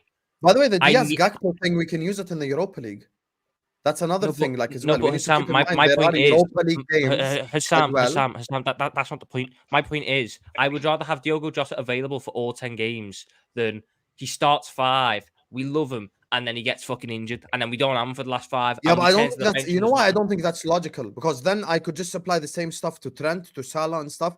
Let's just bring on Trent and Salah then at 45-minute mark so we can make sure they're not injured. No, Like, I don't like that so logic. Husam, Look, here's the we are thing. comparing. Tom, We're one comparing second, let me Mohamed just say this. Salah, who is barely injury prone, Trent Alexander-Arnold, who has had the longest injury in his Liverpool career, to Diogo Jota, who you're lucky I'm if not he comparing plays them, 30 Tom. games I'm a just season. comparing the idea. I'm comparing the idea. Look, here's my logic. No, but you're missing the Here's my context. logic. Let me tell you my logic, Tom. My logic is as follows. I trust Salah, I trust Jota. Exactly what Callum said. The third guy that I trust the most is Nunez out of the others. So it's like my trust levels is like Salah, Jota, higher, most trusted in front of goal, most trusted when you have chances. I'd go Nunez third, and then I'd put both Gakpo and Diaz. I'm not trying to go into a Gakpo Diaz conversation. I'd put both of them in the same tier. I understand what you're saying. He hasn't had the chance on the left wing. I'm not gonna, show off assists against Scotland for you to make a point, because in fairness to Diaz, if someone was pro Diaz, he'd tell you Diaz today got an assist against Spain. And he bodied up a Spain defender, dribbled past him, made him eat the grass, crossed the ball in, and the guy scored. So I'm not going to compare that to getting an assist against Scott McTominay and shit. So let's just not be shameless and mention international games that are played at completely different pace. I actually think, and I know this is a crazy opinion, some people have actually went like, Husam, I hear you. I actually think, look, the thing is, Callum kind of said it as well. Gakpo could work with a different guy. We don't know who the next manager is going to be. Maybe he could work as a 10 or he could work as a whatever in a different style. But I don't think exactly we have time to experiment. There is no time to experiment. It's 10 games. This is it. Do or die. Win the league or don't win the league. Just play your 3 gunmen, win the game. Yeah, are we experimenting though, or are we giving him momentum? Yeah, it's not an Like, experiment because he's played there. Confident, because Gakpo on no confidence momentum whatsoever right now. I think Gakpo full of confidence is a brilliant asset, especially in front of goal. Like me and Cal have gone back and forwards on this. In our club, everybody's fully fit and firing. I think Gakpo is top 3 finisher at the club. Like, I don't really think, apart from Jota, I don't know who you could tell me is actually a better finisher than Gakpo in our team. But he's got no confidence and he's been used wrongly. I don't think Salah's a better finisher than Gakpo. I genuinely don't. I do. Drifty. I genuinely don't. You know how Nunez is your guy? This is my guy right here, Mo. We have 7 years of consistent deliverance in front of goal. Oh yeah, his level of performances, bro. Like, come on, it's Mo Salah, he's a G, but I still know he wastes a lot. Salah does waste a lot of chances. We can't deny that. Yeah, but Salah gets a lower quality of chance than the others get because of the coverage on him. I mean, look, if we want to say Mo's above Gakpo, that's fair. But then there's still nobody else after Mo and Jota then. That's a better finisher at the club are than Nunez Gakpo. And Diaz. It's not like you haven't given me much to fight with. No, because you would include McAllister, Szoboszlai, other people who are good at shooting, do you know? Because remember, we're just talking about finishing. I'm not talking about being a striker. I'm just talking about if he's in front of goal, do you trust him to hit the target and more likely to be able to beat the goalkeeper? Gakpo is right at the top of that list in our club, but he's low on confidence. So, not even to do just the stats thing. In the Prem, Mo's missed 9 big chances. Gakpo's missed 5. And Salah has way more chances and is involved way more in the game as well. The fact that Gakpo barely is in the game and he's got 5 big missed chances, that worries me. Because he's not playing regular, Cal, and he's not playing in his preferred position, and he's not feeling comfortable in the team. You know, I don't. because I done a video like a couple months ago on big chances missed, and you want to see what classes as a big chance missed. No, that's what I'm saying. Yes, that's what you know the header at the end of the United game, the free kick which Gakpo heads from right around the edge of the box. That was class. That was our big chance in that game, not the one which Diaz and Nunez messed up. A header from a free kick in the 93rd minute, which wasn't even that great of a delivery in the first place. That's the big chance. Stuff like that confuses me. Gakpo, for me, he hits the ball very well. He gets a lot of power. He gets good accuracy on it. Finishing wise, I feel that sometimes he doesn't hit it. He catches it on the wrong part of his body. That's the only gripe I've got. When he catches it well, it flies in and he gets it in the corner. And that's not even why I want to play him on the left wing, though. I think we have not tapped into his creativity anywhere near enough. Is it the correct time to do this, though, Tom? Is it the correct time right now? I think there's no better time. With 10 games left to go, Klopp literally gone in about 16 games overall this season. This is the last, 15, it's not like you haven't got insurance policies. We're acting like Gakpo's playing 90 minutes. Yeah, Diaz and Jota off the bench. No football game is guaranteed. We saw that with the Fulham at home game. And I get that, Husam. But you're telling me you've got to do it one way. You can either have Gakpo play 60 minutes where he's got confidence because he's starting the game, confidence because he's in his natural position, and then you're bringing on Jota against a tight defence, Diaz against a fullback who probably just doesn't even want to be on the pitch anymore. You just run at him. Or you're starting Jota, you don't get anywhere. One of the front three's got to come off because of a sub. So you're probably taking off Jota at that point. You're bringing on Diaz, and then you bring on Gakpo. Gakpo then can't play on the left because Diaz is there. You can't play Diaz out of position. So then Gakpo's got to go in centre mid. You might as well not brought him on in the first place because he's playing out of position. He's not going to give me anything. I would rather play Elliott instead of Gakpo if we're going to play him in midfield. So I just look at him and I go, start him, let him create, give him the role that he had at PSV where he is when the ball gets some on the left. Because I don't know about you. My whole thing is I would start Gakpo on the left and I'll put Gomez at left back. And I don't need an attacking fullback down the left. Gomez at left. Gakpo to be the winger on the left. And then Gakpo's got to be the creativity on that side. He's got to put in the deliveries. The man had 15 assists for PSV last year, all off the left. And that was in the half a season before we bought him. There's clearly something there in terms of creativity. Both goals today came from crosses from the left. He can do something out there, but we just haven't seen it enough. If we give him the right environment to do it, let's see it. And I'm not saying for every 10 games he's got to do it. If we do it for 2 games and I'm getting absolutely nowhere with it, then we pack it in and I was wrong. But I need to at least see it. On your point, though, and here's it's difficult. I want Gomez to be our starting left back. But if you haven't got an attacking fullback playing with Gakpo, then you're basically saying to him, you've got to pretty much beat your man every time we'll get the cross in. I don't trust him to do that. I think he'd work better with a Robbo who's going to make the overlap, or a Simicast who's going to make the overlap to take one of the defenders away. That way it's just one-on-one. Well, that might be where we differ because I'm bringing Curtis Jones back into the team and I'm putting Curtis Jones with Gakpo because I think Curtis Jones does a lot of the work on that left-hand side. He does. I just stuff. Bro, I hear everything you say, but even in terms of left wing, I watched Gakpo play when I have watched him play left wing. And yes, there's not a massive sample size, but the sample size I've watched of him, he doesn't suit the system. And for me, the only way Gakpo is going to work is if you build the team around him, but he's not good enough to build a team around him when you've got players like Salah, Trent, and McAllister, etc. I think he's caught between a rock and a hard place. Again, I'm not going to sit. I hope I'd never sit here and say he's a rubbish footballer because I think that would be a very wild take of me. I just don't know if he suits the Prem and I don't know if he suits the Klopp system. And to trial it now at this point of the season, I think could be really detrimental. Like if we were doing this earlier in the season, I'd probably be a bit more on board with it.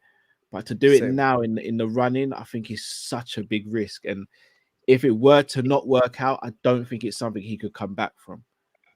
Yes. I agree with that completely. And right now it's the run-in as well. It's actually the run-in. Like it's just the 10 games. Bring me my 3 gunmen and let's rock and roll. You get me? Let's just blitz teams 4-0 by the first half and then we can bring Gakpo on to play left wing. So I see some logic though, and I agree with about 85% of it. Like, I do see the logic. I don't see Gakpo being influential off the bench. But if you give him momentum and you give him confidence and you play him every week, I do think he'll affect games. And you've got people that can come off the bench that can affect it if it's not working. Like, what you've got to try and do is utilize Gakpo as best as you can. And if him starting games and gaining confidence is the best way to utilize him, then utilize him that way. Otherwise, he's almost a passenger and there's no point in him being there. So I do see Tom's logic, and I do think he can be creative. And he's a goal-scoring winger. When he cuts inside, he is capable of shooting and scoring goals. And his movement is underrated, in my opinion. I think Gakpo has good movement. So I see the logic in it, personally. It's a tough one, but at least it's a dilemma that we have that we can enjoy because we do have talented players, and it's just about getting the best out of them. Like what Cal was saying, I agree with he don't suit the system because he doesn't press well. I think that's why Gakpo doesn't suit the system. But that's playing in either position, up front or left wing. Do you know what I mean? It doesn't matter which one of the two. He's poor at pressing. He doesn't have enough aggression in him. That's what the problem is. Like, maybe we need to rough him up a bit at training or something and make him angry so we can like stop being so relaxed, because that's what it kind of is. He's just a bit laid back. He's a bit chilled. But Klopp's system in the Premier League don't really allow you to be like that. And you see the same with Gravenberch as well, which makes me think it might be a coming from the Dutch league problem, where the Dutch league is about being calm and relaxed and thinking and being able to use your skill rather than your physical attributes. They've both come to the Premier League now, and they're both a bit like, you know, lackadaisical, but they know what they're doing. But the rest of the league is just so quick. It's like, oh, wow, what happened there? Shit. And they're not ready for little Burnley and, you know, Brighton players who you don't really know their name, but they're quick and they're going to be on you like a pit bull and win the ball back off you. Once they adapt, I think they'll be all right. I think they'll be all right once they adapt. But they've not only just the Prem, they've come into the highest pressing team in the world under the most energy sapping manager in the world. Like, it's for them, like, it must be like being, you know, boiling hot and then dunked into an ice bath. Plus, with Gakpo, I feel like his pressing has struggled a little bit because each role he plays has such a different pressing trigger and such a different pressing role. When he was the striker, it was you've got to be the start, you've got to lead the press, you've got to be closing down centre backs, you've got to be closing down the keeper. Then he moves to centre mid, and well, you've got to be, you know, careful with it. You've got to make sure that you're waiting for the correct trigger. And then when he's out on the left, it's right, you've got to go to the full back, and you've always got to go to the full. And it's just so different in every position, at least with others, to get a little bit of momentum. And my main point again comes back to this isn't just about trying to get the best out of Gakpo. This is about trying to also make sure that Diogo Jota is able to play a key part in every game we've got left in the season. Because I would much rather have Jota on the bench. I'm not saying it has to be Gakpo, Nunez, Salah every single game, but that's what I would turn to for the majority. And then Jota's on the bench. There will be games which Jota starts, obviously, but I need Jota available for most of them games because, like he is our second best forward. I would hate it if for the last couple of games of the season, especially if we've got a Europa League final, I haven't got my best finisher available because he's out injured, because he got injured. It would have worried me more if we were in the FA Cup, because then we had played 3 days before the final and stuff like that. Anyway, I don't want to keep the guys for too long, so let me just go to the super chats because they are addressing a lot of you guys. So big up to everyone who supported us as well on the channel. There's still over 700 people watching us right now, this time on a Friday night. So I appreciate you guys. We told you guys we're going to keep you guys entertained. Big up to Drifty for joining us. James DM'd me. He said he had to shoot midway through. So big up to him. Big up to Cal and Tom as well. Let me just go to the super chats. And I want to ask the guys one final question before I let them go. So let me just big up to Ed, who says, big up to Hammers. I missed your content, but I understand life happens. Listen, as soon as you guys kept asking, I DM'd him. I just made sure he's fine and he's good. He's one of the realest ones out there. Shout out to Hammers. Don't let Arteta equal Klopp's Premier League. You must win the Premier League, says Essie. This is exactly what Drifty was talking about. This is exactly what I'm talking about. Prime example right here. Look, I have no words. I've missed Hamel's great opinions on football. Shout out to him each and every single time. Big up to you, Captain Sal. There are no ifs, buts, or maybes. The absolute is that this is the proper quad on stream. Well, in everyone, pivotal weeks coming for LFC's future. I think this might be one of the greatest Liverpool streams of all time. Big up to the guys as well for genuinely this was an elite stream all the way throughout. Shout out to you, my guy Nick. Wonderful panel. Would love to see you all together again. Big up to you. I don't know how to pronounce your name. I think it's Kiki or Kaiki or something like that. Kaiki, yeah, Kaiki. Big up to you, Kaiki. I appreciate you. Husam, you owe me a moderator from Troops' pod the other day for Ray Ray. Ed, just make a regular comment and I'll make you moderator right now. Big up to you, Ed. Big up to Nadu says we've done exceptionally well. Don't forget the number of times we've been shafted by refs and VAR. Look, come match day 38, all will be forgotten, brother. It's who lifted the Premier League. Remember Rodri's handball. Don't get me started on the PGOLMO and all that crap. My word. Can you imagine? That's one thing all of us would agree on. The PGMO. Every single big game this season, it's a bollocks decision. The last one that come out, they both go into it high. Yeah. What? Because McAllister ran. Yeah, unbelievable. They both went in high, you know. Your chest being where it's supposed to be is going in high. Are we understanding this, lads? So McAllister should have ducked down to make sure his chest was lower. It's mad. I have no words. I have no words for that McAllister guy, man. For that McAllister decision. But we should have took our chances that game. I'm more mad at Diaz than I am the referee. Big up to Kai/Kaiki. Obviously we don't want Klopp to leave, but with him leaving, is there anything we're looking forward to? Example, I'm looking forward to consistent player rotation based on form of multiple seasons. I'll say this in defense of Klopp, to be fair. All good managers or successful have some form of stubbornness. So I feel like that's something that you'll really find with all great managers across the world. Like a Pep. Pep went with Alvarez in midfield again against Chelsea just to kind of try something that's failed multiple times this season. So I feel like good managers are unfortunately stubborn. But right now in the middle of a title race, I obviously I can't speak for the guys, but I feel like it's difficult to look forward to the like long-term future. I'm trying to win the league this season type thing, you know, and then I'll take it from there type thing. So it's not a Klopp thing. I think we just dwell on it because we're Liverpool fans. Go and look at Arsenal. They never rotate. Tell me when Arteta doesn't play Rice, Odegaard, Saka, the whole back four. Like he never rotates. He might do the odd thing here or there. But if you're trying to win something, sometimes you can't rotate. I agree with that. Mourinho infamously had the 12 players he used to play basically week in, week out. Fulham, Everton, and West Ham in 6 days might be a problem. I don't necessarily think Fulham and West Ham will be a problem because they'll both be on the beach. The thing is, Husam, all them are away. Yeah, it's I away.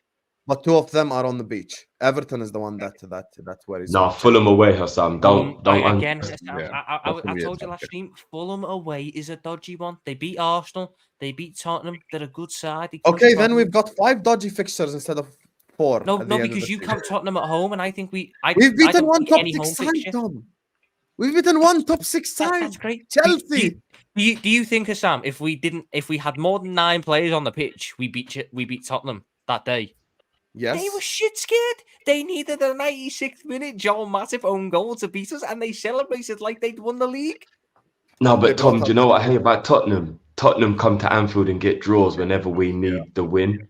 If you go back historically... But that was when they had shithouse managers who played for the draws. You think Andy Postecoglou, with Mr. Mate, with his high line of death, is going to come to Anfield and go, right, solid banks of 4-4-2, set up in a low block, set up to frustrate.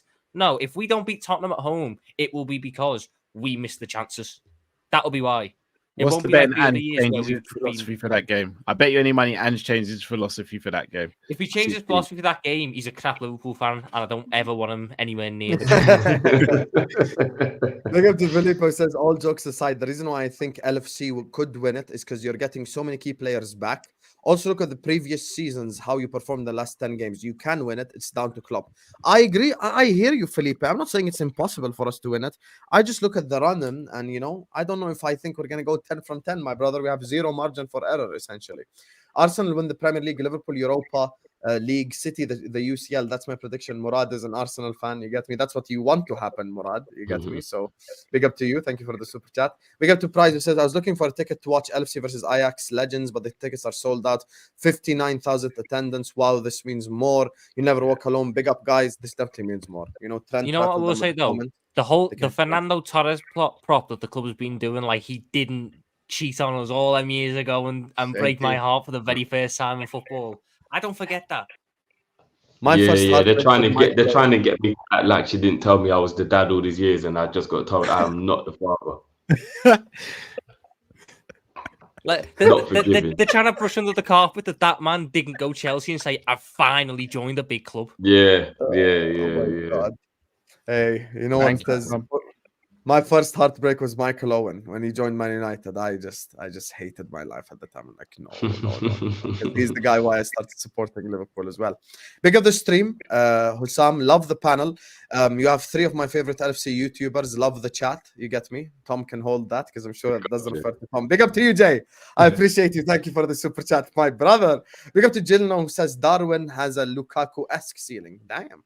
The tier below world class. Ultimately, their technical inconsistency limits them from being elite. I don't necessarily think it's technical ability though that will stop him from being elite. I just think it's consistent goal scoring. Had he scored half of the big chances he missed this season, no one would be talking about his technical ability. Everyone would be like, he's an elite goal scorer, which is what you expect. You know what's weird about Lukaku as well? Because he's clumsy, I totally get the narrative.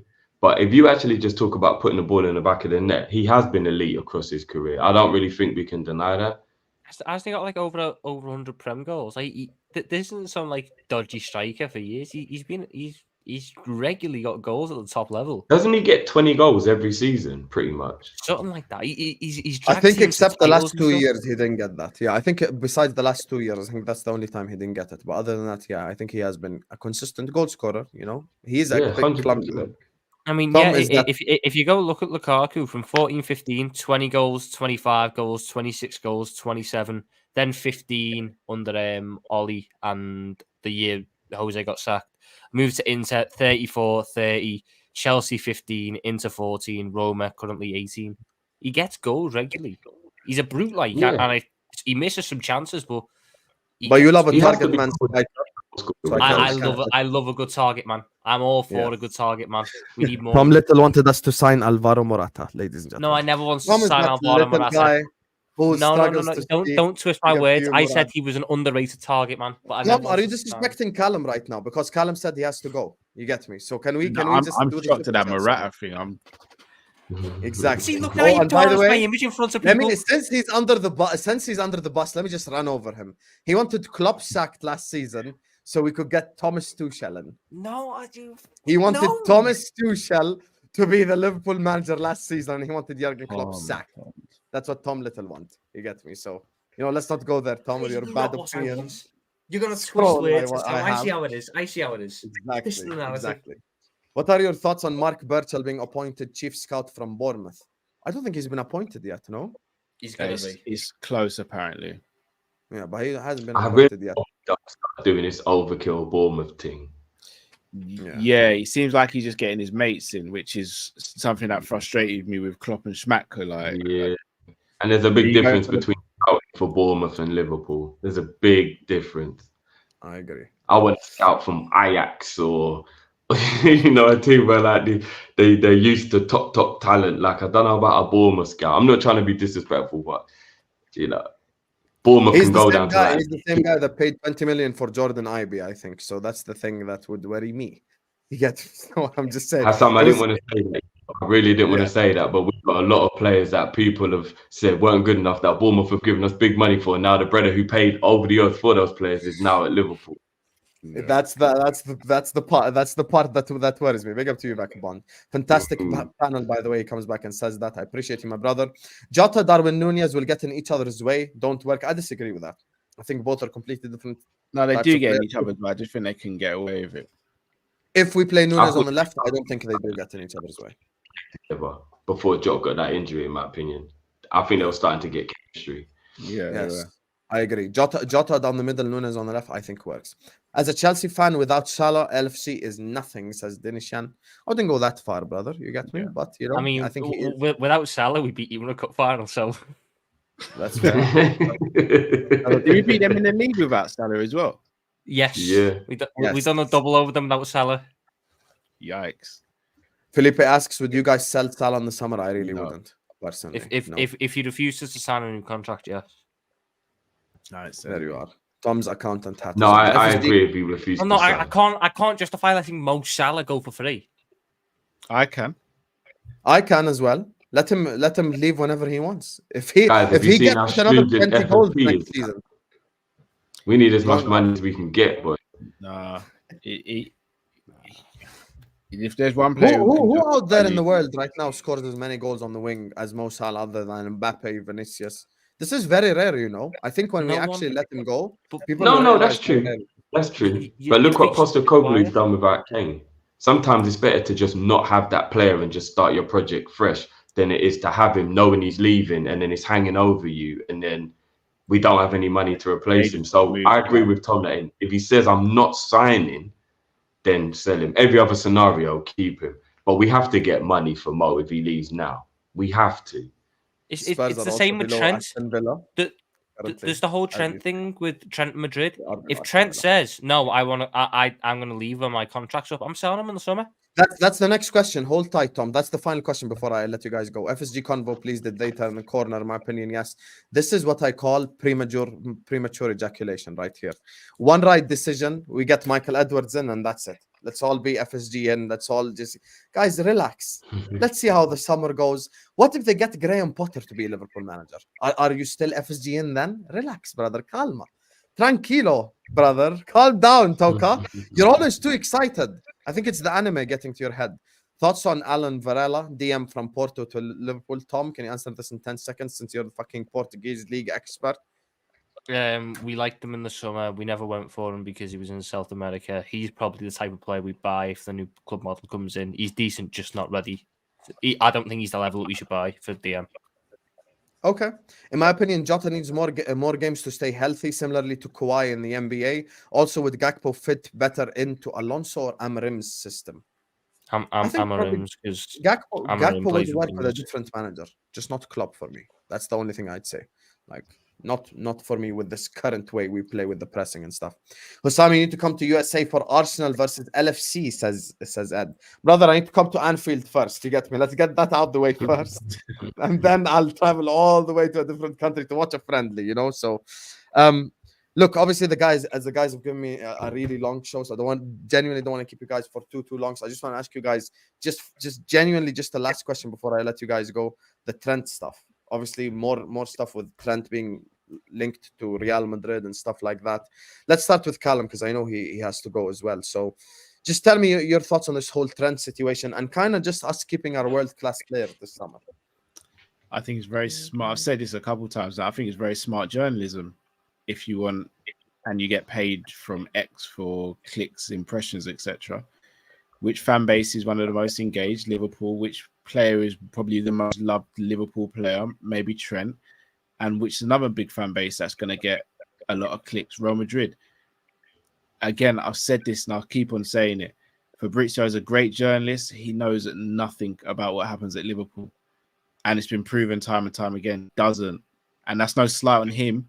Unless your name's Paul Joyce, I don't really take journalists seriously when it comes to Liverpool stuff. And I've been monitoring bloody Halle Berry since I was in secondary school. Nothing's come of it.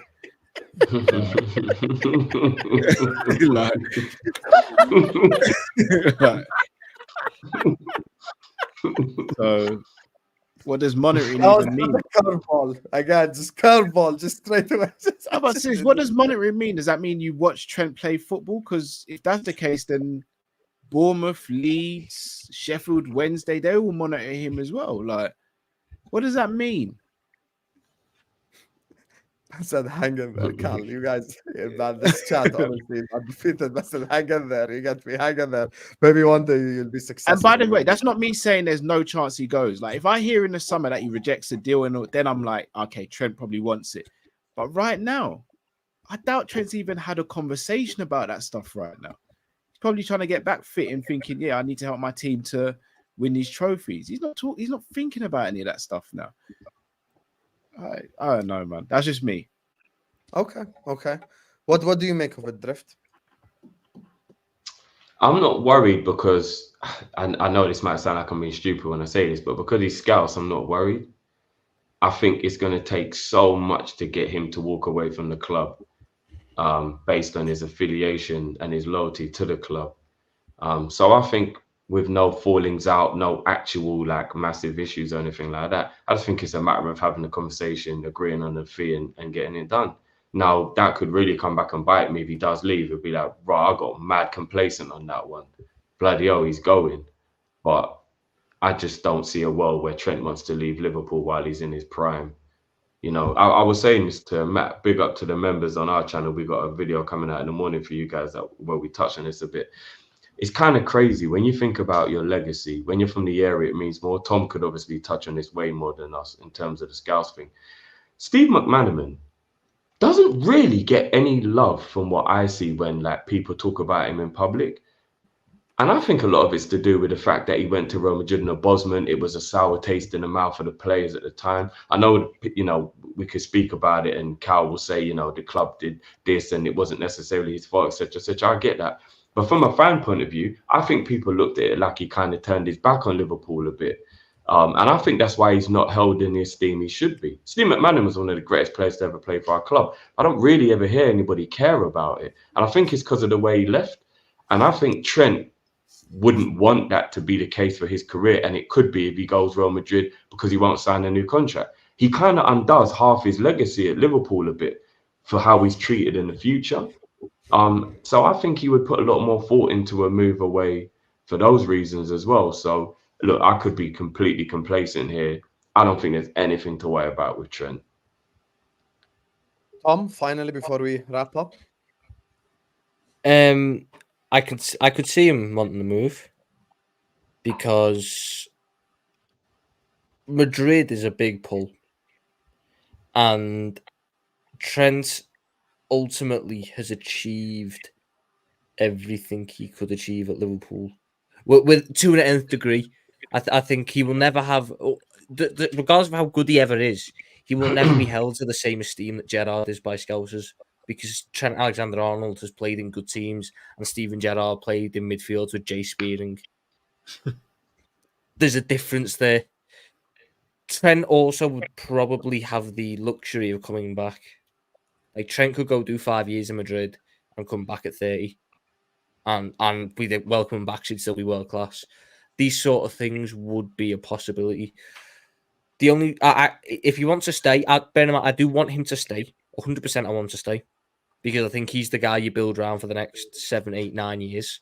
But the allure of Madrid and the chance to play with Bellingham and be a Galactico and all this stuff, and the fact that there isn't much left to achieve at Liverpool bar being the captain, should we say, which he could achieve if he comes back, you know, this sort of thing, that's the worry in my head. I hope he stays, but genuinely speaking, if you were to ask me right now, which is the one that I think is most likely to go in the summer, by virtue of the clubs that want them, Trent, I don't see Van Dijk going, and I don't see the right club at Sellers' point in his career wanting them. Trent is the worry for me. I hear you. But Tom, do you think there's an allure to go to Real Madrid from English people? Because as an English, I don't think it's like it with Barca, but with Madrid, the thing is with Madrid, it's the likes of the Beckhams, Jude Bellingham, and now recently the Bellinghams and stuff. Madrid have always been more willing. I had to shave my hair in front of 2,000 people because Jude Bellingham did not join the. No, but Husam, Bellingham was in Germany, so he'd already experienced the foreign experience and was like, okay, this isn't that bad, so to speak. But I think a lot of English players have reservations over those things. Because it's proven historically, and just even when I speak to people, like, oh, no, I don't think I could live anywhere like other than England. So like sometimes I think we don't grow up with that. I want to move abroad and play for that team. I think it's a bit more, no, do you know what? The Premier League is the best league. I'm already here. I love it here. I'll stay here. Do you get what? Like, I'm not saying people don't think Rome is a big club. I agree with you on Trent specifically because he's Scouse. I fully agree with that. Yeah, but do you know what? Because he's local, you know, though, Husam, I think he stayed. There's no allure to being a one-club man anymore. There's zero allure to it. You don't get praised for it now. You get criticised for it. You get told you're the bottle job who wants to stay in the comfort zone and can't hack another league and can't hack other talents, this, that, and the other. There's no allure to being a one-club man. There's none of this. You get adored by the fans, but ultimately that doesn't mean much in the media and stuff.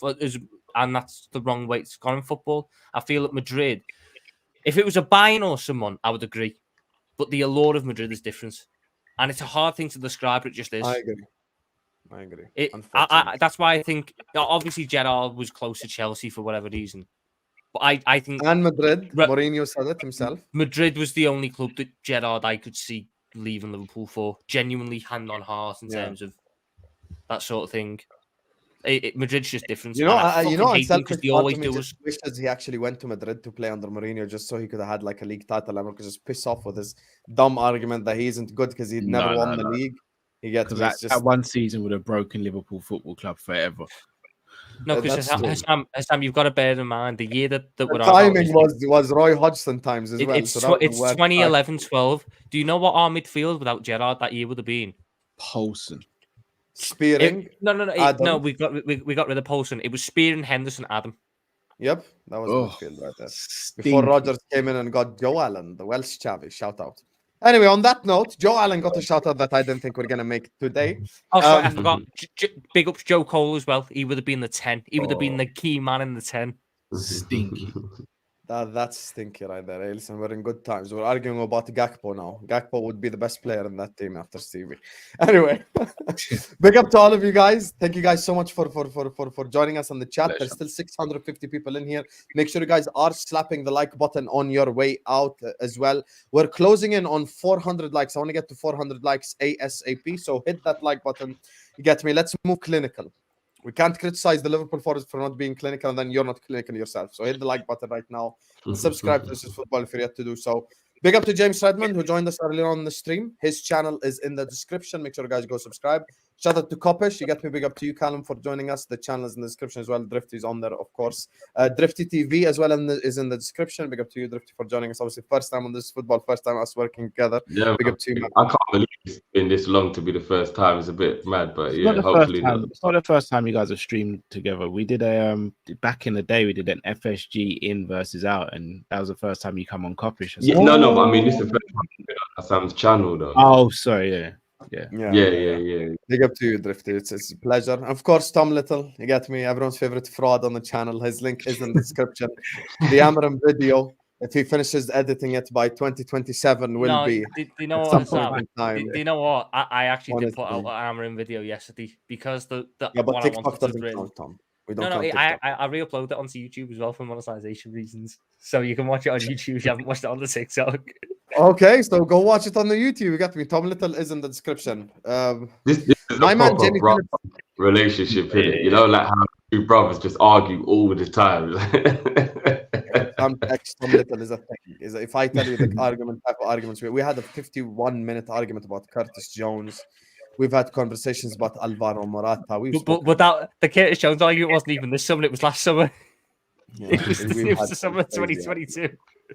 Shout out to my guy Jamie Phillips. That's where Callum is going next. He has redirects turned off. 2024 Jamie. What's going on, brother? So, we have posted the link right here. So this is the best I could do, Jamie. You get me? Because you've got redirects turned off. It's 2024, Jamie. Let's get with the times. Let's adapt and move on together as a YouTube community. You get me? This is the link right here. Just hit it and go watch. Obviously, Callum, I think, is going on there as well. Thank you as well for staying a bit longer. My guy, Callum, I appreciate it. No, come on, brother. Come on, man. Love to all of you guys. Thank you guys so much. I'm going to see you guys tomorrow. I have no idea what I'm going to do. This is the beauty of the international break. Subscribe, notification bell, and yeah, we'll just do some whatever content. You get me? So love, Habibis. See you guys later. See you guys later. Up.